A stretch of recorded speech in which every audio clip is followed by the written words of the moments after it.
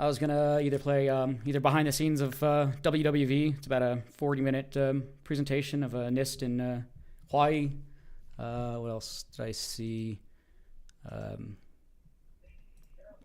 Amateur radio acoustics and acoustics frequencies. This is by the Radio Club of America. So just if someone has something they'd like to suggest, let me know. But we do not have a program scheduled for this evening. So, but there's plenty of stuff out there. We got some Bill Rinker stuff that's good. Yeah. Two. If that is available somewhere, yeah. The one we were talking about, I can't remember. It's been several weeks ago, and I can't remember the title of it. So it sounded good. Okay. Let's see if I can do a little bit of searching here, potentially on the back end here. Our last Learning Net, we talked about. I think it was this one or the one before, CW, quite a bit. A lot of it of interest. It's the question about RST, readability, strength, and tone. People are asking about the numbers that are mentioned over on that they ask for or that are given. CW learning speed, that was a pretty big, good long 30 to 40 minutes on that. Difference of opinions of learning slow or learning quickly, and the different methods and different options out there. Farnsworth methods, different words per minute. What else did we ask on that? Yeah, all the ARL W1AW operating schedules for practicing speeds. Let's see, single sideband tuning comes up field day quite a bit. How do you tune, or just in general? So starting on a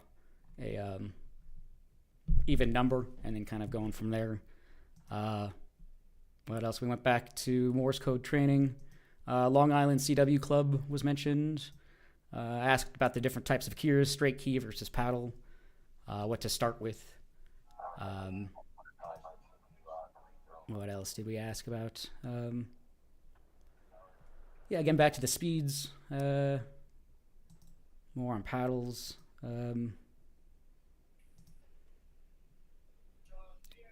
Went a little bit more into that. If somebody has anything, I'm just kind of throwing this out there. See if this loads up here. More options or opinions on what to use to learn on. And Jonathan came for CFT. Member of our club. He has a YouTube channel as well, Jonathan Kane.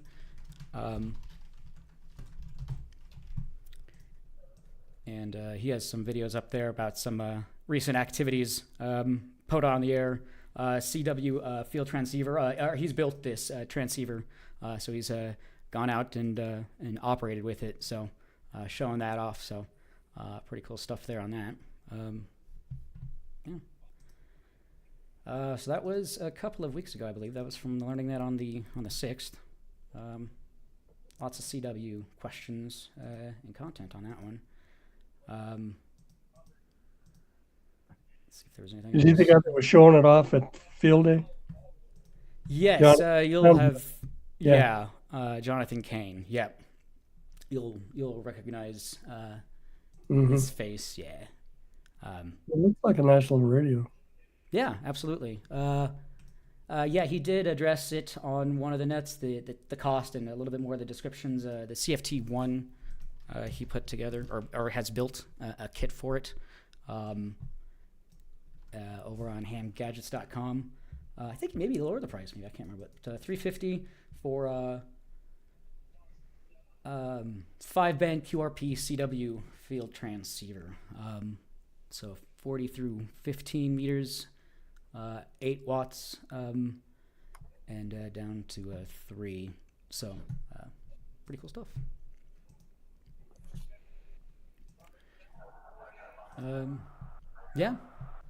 We have, see if anybody else has joined here. 20 minutes. Pretty just calm, relaxing evening here. Daron? Yeah.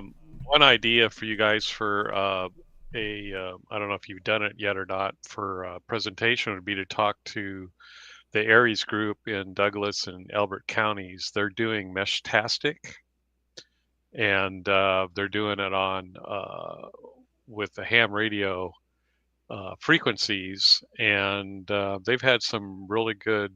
It's kind of APRS basically on Meshtastic, and I know that one of the members of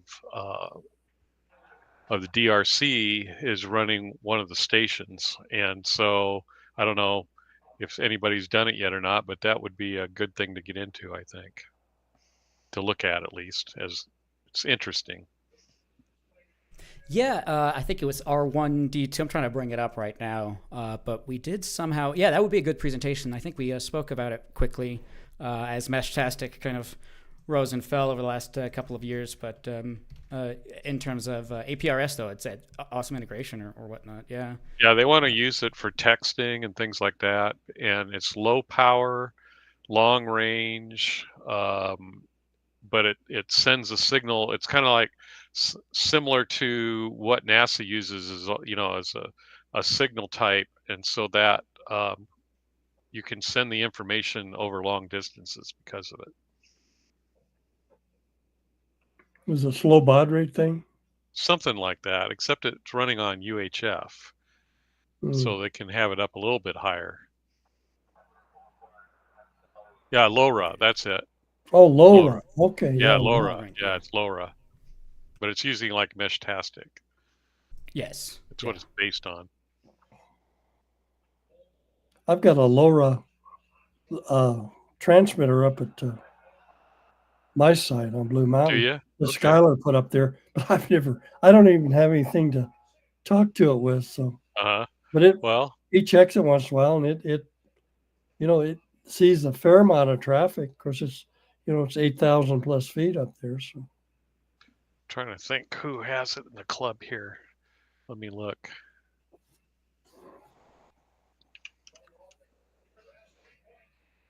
I've read the Meshtastic. Trying to think what I read about it, but yeah, there's also Meshtastic for the masses too. And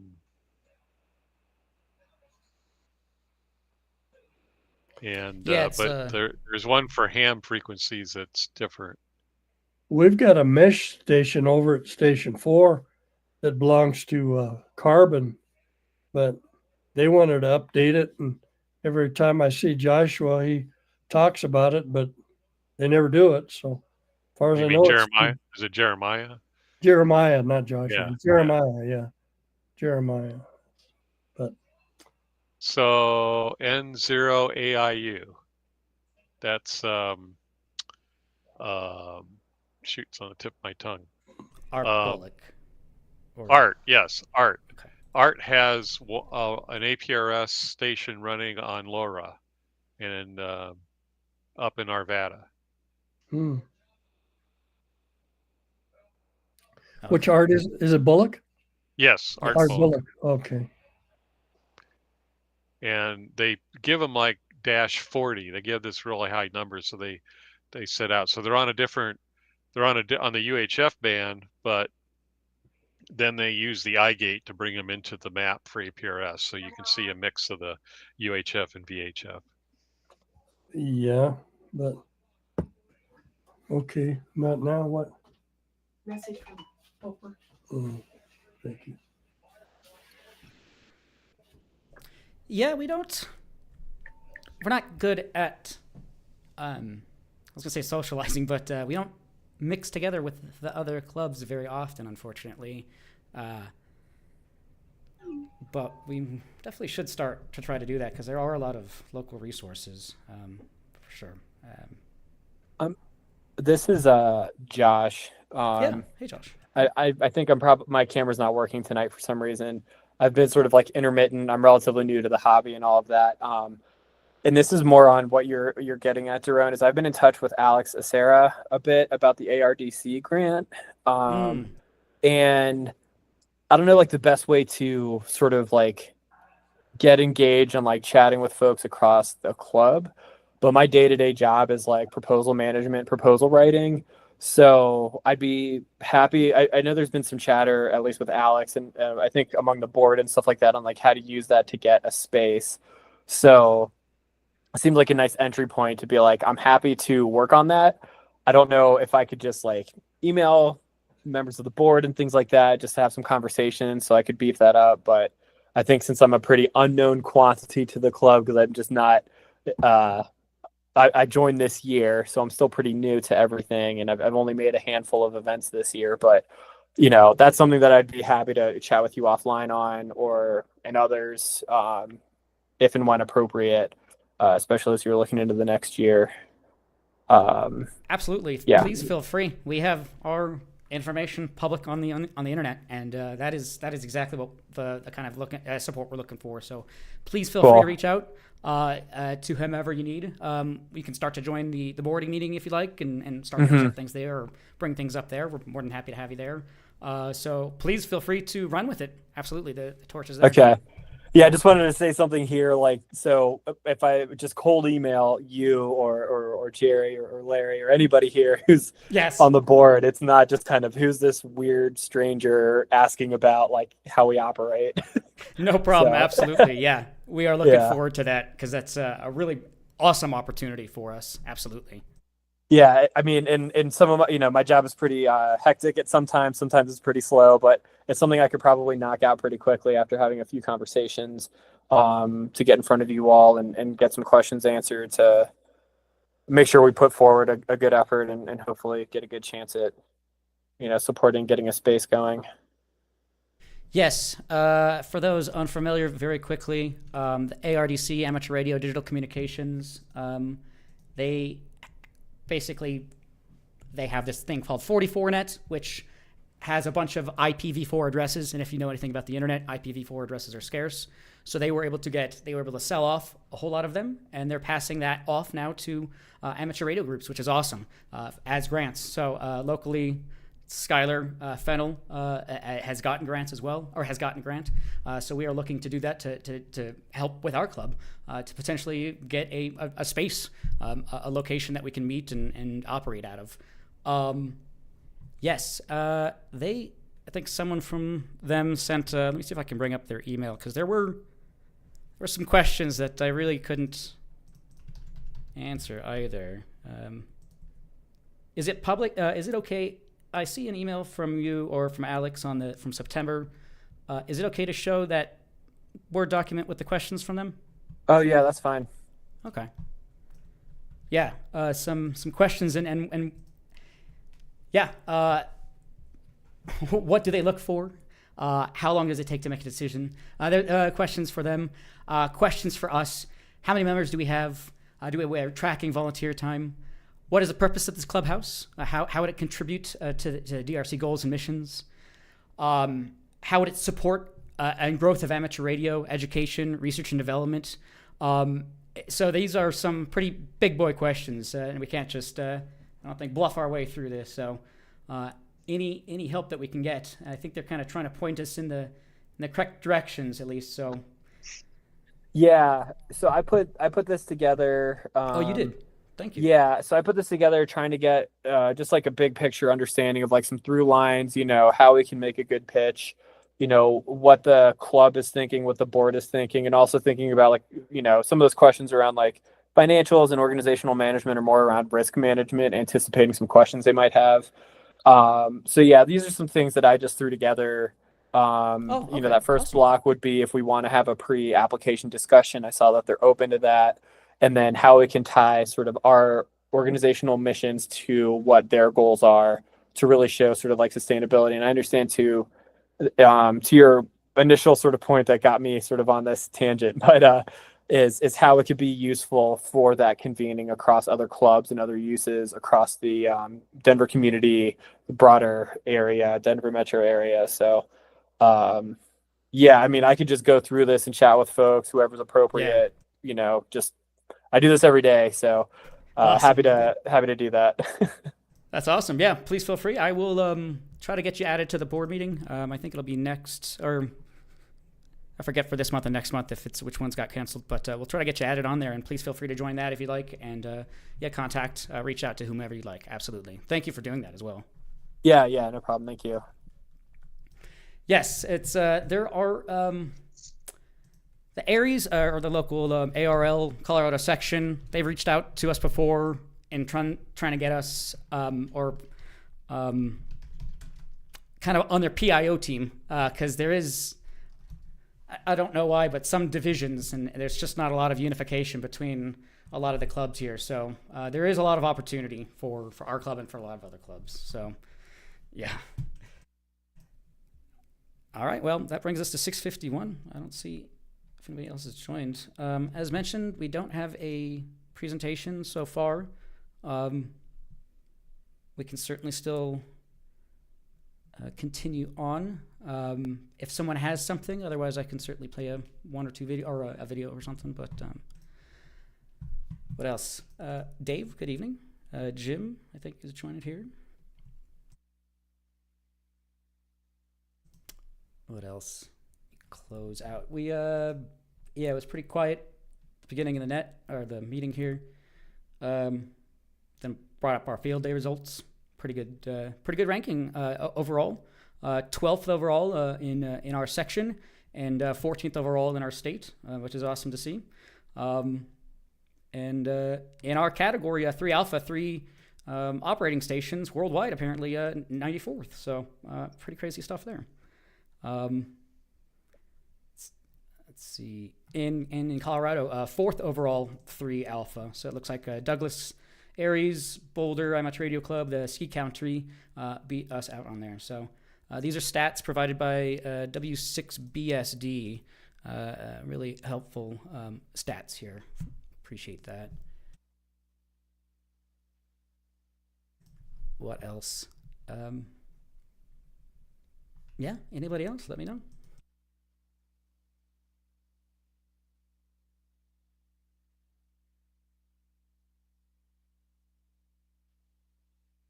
Go through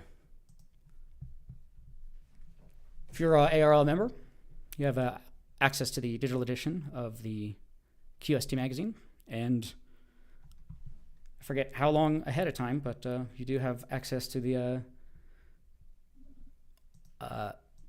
edition for next month often. Let's see. I don't know if anybody has perused this just yet. Let's see, Second Century by the Dave Minster and A2AA ARL CEO. I'll just read the first blurb here. 2024 was a tough year for ARL and more broadly amateur radio as a whole. ARL has dealt with a backlash from a restructuring of its dues as well as a ransomware attack in May that showed us that despite investments in security hardware and software, it is nearly impossible to prevent an attack. All of this pales in contrast to the many people, the many friends who we lost this year to the ranks of silent keys. These were big names, some with notoriety outside of amateur radio, left our memories of these people, as well as the legacy that their contributions and friendship will mean to us for the rest of our lives. Looks like he kind of goes into a little bit more on, let's see.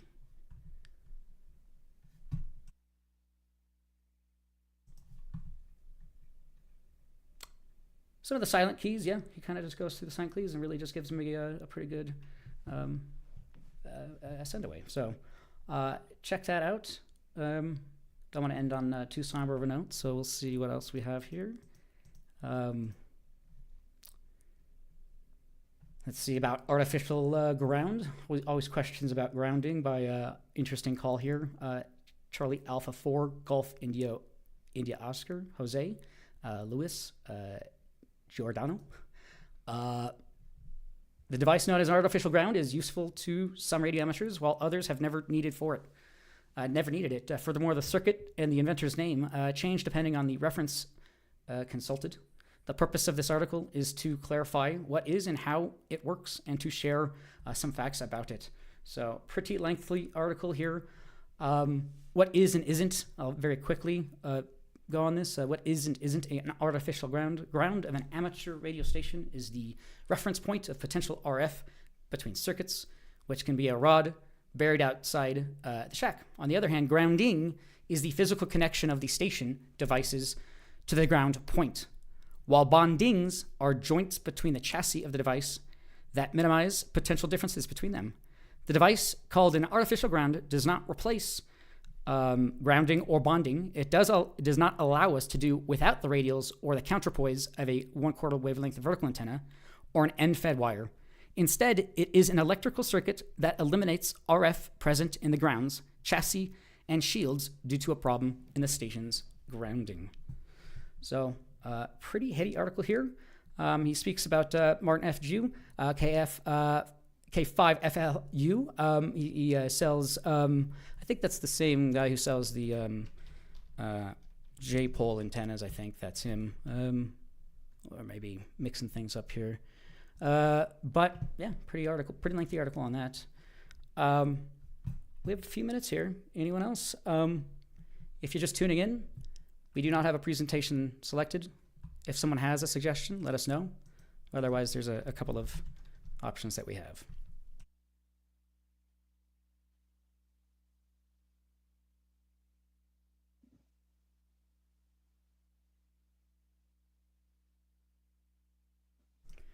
Let me see, I make sure my audio still is working. Can't hear anything. Yeah, it's been a pretty quiet evening. Not too much going on.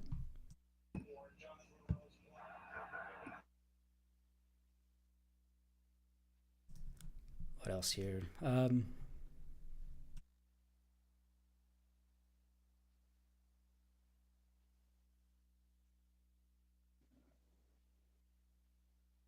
Last article here I'll bring up over from hackaday.com.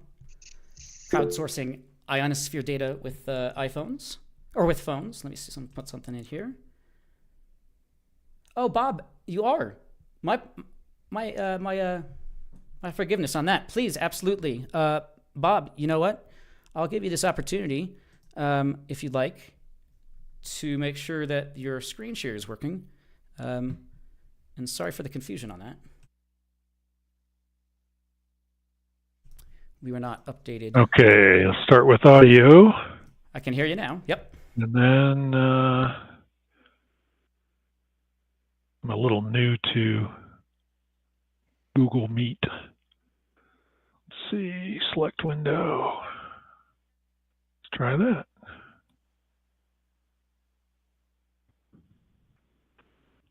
I do see that. Yep. It's not maximized, but I do see it. Yep. Yeah, I'm not in slideshow yet. Perfect.